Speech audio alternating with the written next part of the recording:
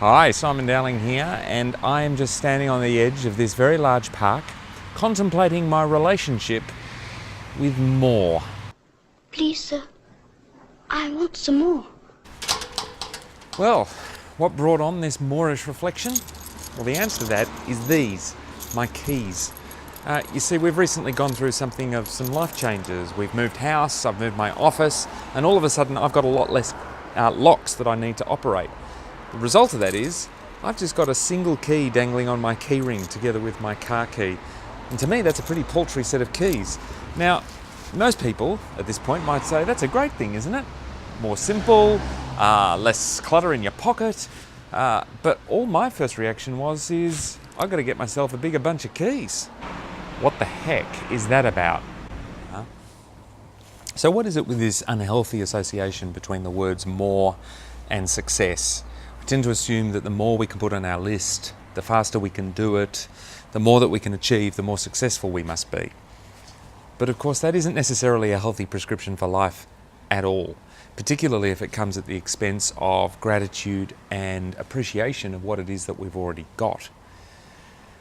See, one of the problems that I see, not just in myself, but in leadership teams and teams that I work with all the time, is their tendency to just put way too much on the list. When they look at everything that they want to be able to do, everything seems important, so they just whack it into their 90-day plans.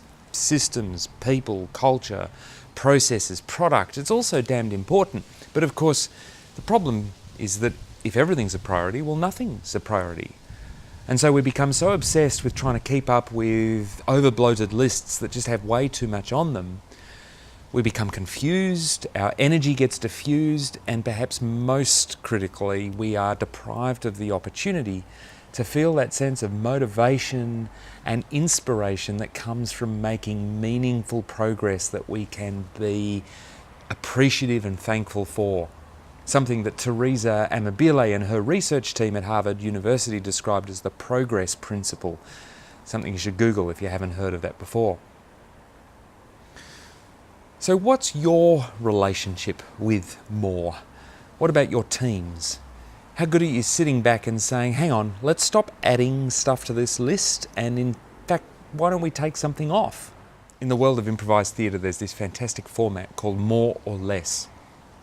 So the players are performing a scene, and then at a certain point, someone will step forward, talk to the audience directly and say, so audience, do you want more or less? And the audience will call out what they know to be true.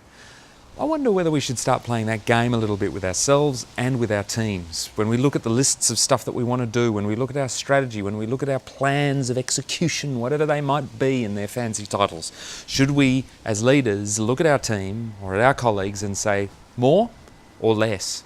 And make less okay. Get out of this cycle of adding stuff to the list and instead focus on celebrating what we've achieved and enjoying it and taking a moment of gratitude before worrying about what comes next. No more keys on the keyring, less clutter, less jingle jangle. I'm Simon Dowling. I'll catch you next time. Thank you.